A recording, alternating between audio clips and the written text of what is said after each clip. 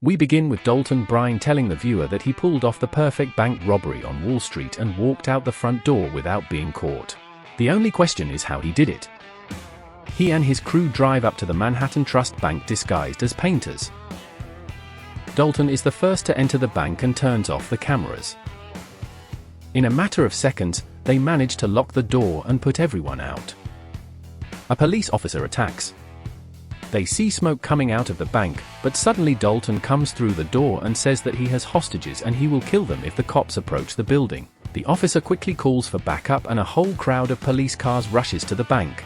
At the same time, the owner of Manhattan 3rd Street, Arthur Case, is informed about which branch of his bank was seized by criminals.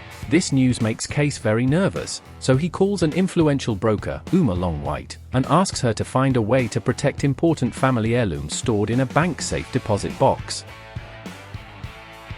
She puts forward one condition: if Case decides to tell what is inside the box and lies to her, their agreement will be terminated.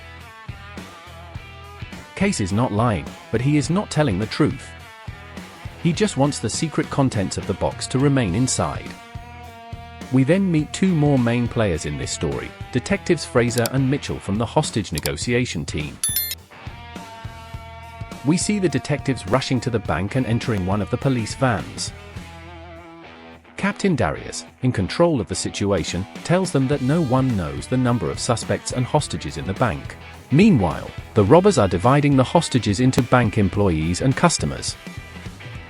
Dalton orders the hostages to hand over their keys and phones. One of the bank employees says he left his phone at home. Dalton does not believe him, and when he finds his phone in the office, he brutally beats the man as an example to others. After this, another man gives Dalton the keys. Later, Dalton reshuffles the hostages again. He tells them all to strip to their underwear and put on suits and masks, which an elderly man suddenly gives them. A bank employee begins to feel ill and tells them that he has a heart condition. The robbers let him go outside. The police immediately interrogate him. The man thought that there were 4 criminals in the bank. He also says that the police should not go close to the bank, otherwise there will be 2 corpses. The group of robbers checks the remaining hostages. They go through the bank, passing safe and the safety deposit boxes, and finally stop in the storage room. After some time, we see how the robbers are plotting something, opening up in the room.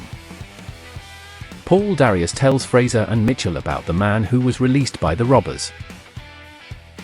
He also tells the detectives that he is waiting for video footage from the bank when the robbery began and that all phone calls from the bank were redirected to them. Now Fraser comes into play. He must decide how to move forward. The detective thinks that it is not yet time to call the robbers. He wants to see what their next move will be while they are not waiting for Mitchell. They find the robbers' van and they take fingerprints from it, although it was probably stolen when Fraser finally decides to call the Dalton Bank. He simply doesn't answer the phone. The CCTV footage doesn't provide any information since they were all turned off at the time. Madeleine asks the mayor of New York for a very big favor. She tells him that she's monitoring the situation at the bank for her client and wants to go inside with the police to do their job. The mayor says that it's impossible, but they could. She insists, and he agrees to provide the service. The robbers released another hostage with a note tied to him for the police. The police see that he's sick, but they think he's an Arab terrorist and treat him quite roughly.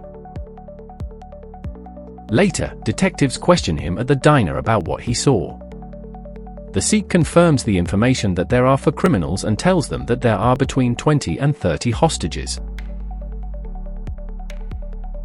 Later, they read the demand sent in the note along with the hostage. The robbers ask for 2 buses and an airliner to be delivered by 9 o'clock in the evening if the cops don't do everything on time.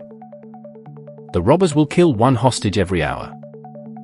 The bank is also protected with plastic explosives. Fraser tells his colleagues that while they talk to the leader, the robbers get nothing. Suddenly, Arthur Case starts a van and asks if he can help with anything. Cube is stunned when he says he could arrange a plane for the robbers. Case wants to stay and monitor the situation, but he is taken out of the van later. The robbers demand food, which gives the police the opportunity to send a wiretap to the bank. They choose pizza so that people can gather around the food and talk. The officer in charge of the wiretap suggests that Fraser use a digital recorder in the form of a pen that can record up to 30 seconds of material. Meanwhile, one of the hostages is acting defiantly, so the robbers remind him who is in charge here. They drag him through the rooms with the hostages, then take him to the pantry. The food order finally arrives at the bank. Later, they turn on the wiretap and realize that the robbers are speaking a different language, similar to Russian. The detectives ask the hostages if they heard anything in Russian when they were there in the bank. The robbers move the hostages from one room to another, mixing people together. One of the robbers pretends to be a hostage and returns to the first room. Meanwhile, the detectives are trying to figure out what language the robbers are speaking. A police officer with Russian roots listens to the tape and tells them that it is not Russian. Fraser comes up with the idea of playing the recording through a speaker, and maybe someone from the crowd on the street will recognize this language. The builder says that it is Albanian because his ex-wife was born there. The cops call her and ask her to come. The woman comes, but in exchange for help, the police ask to write off their parking fines. Fraser agrees. He asks her to listen to the recording and tell them what is said in it. She listens and laughs, saying that it is the voice of the former communist president of Albania, Enver Hoxha. The detectives realize that the robbers have figured out their plans. They played a random recording for them. This changes the game for the police. A little later, Dalton and one of his associates are seen opening a save file. It contains certain documents that they were originally looking for, as well as diamonds in bags and a box of old jewelry. He takes the document.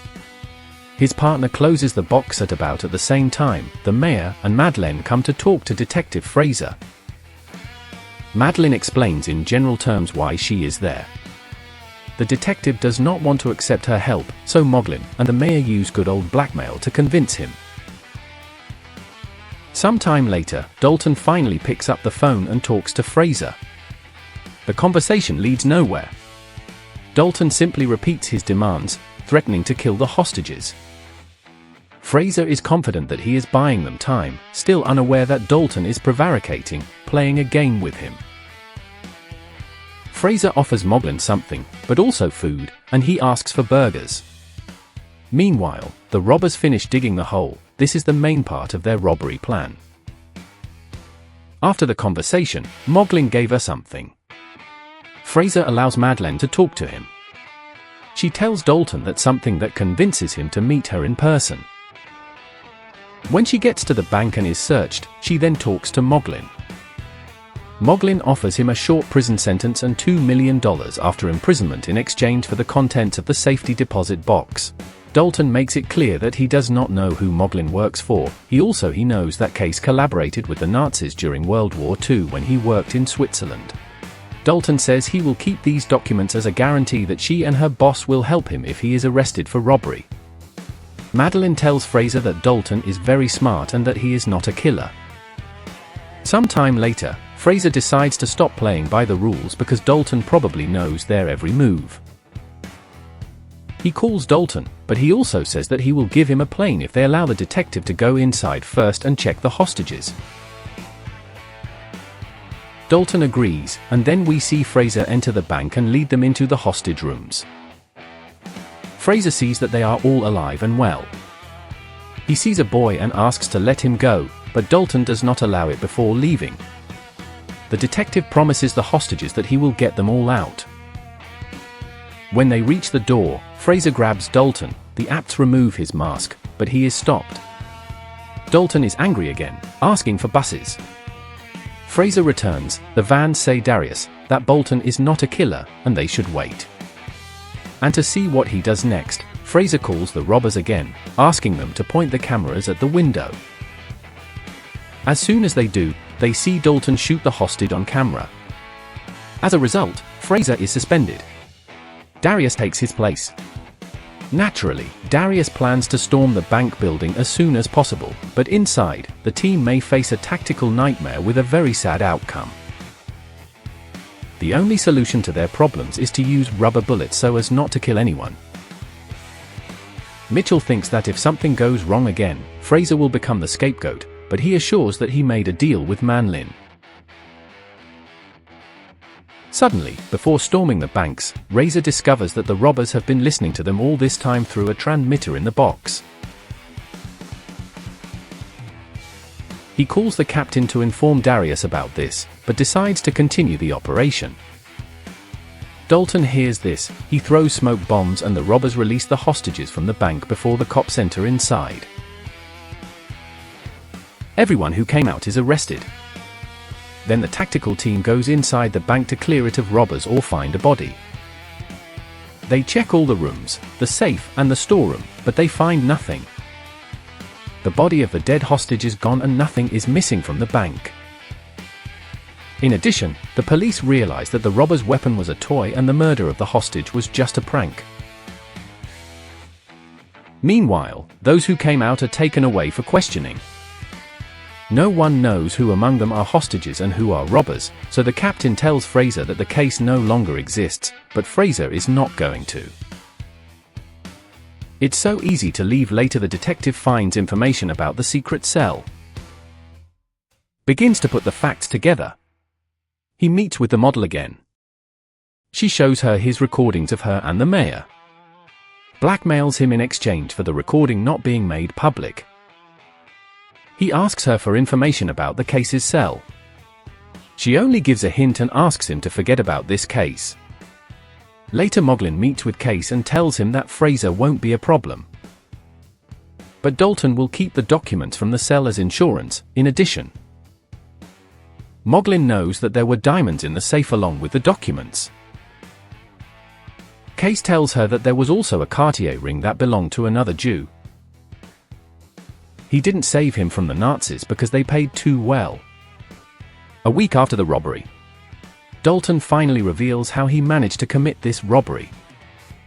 He hid inside the bank behind a fake wall that they built in the storage room. He has diamonds, a ring, and documents.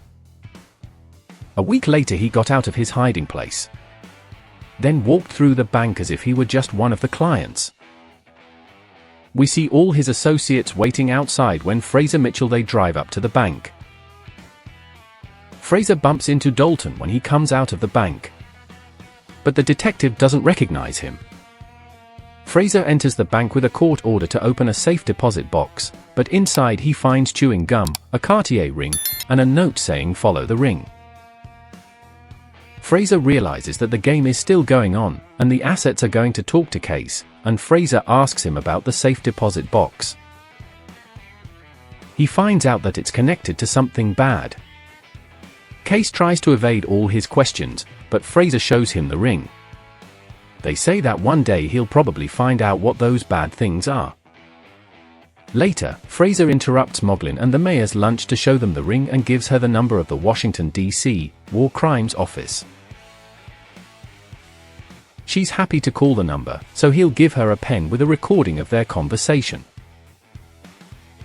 Fraser is glad that they managed to outwit the influential broker and the captain.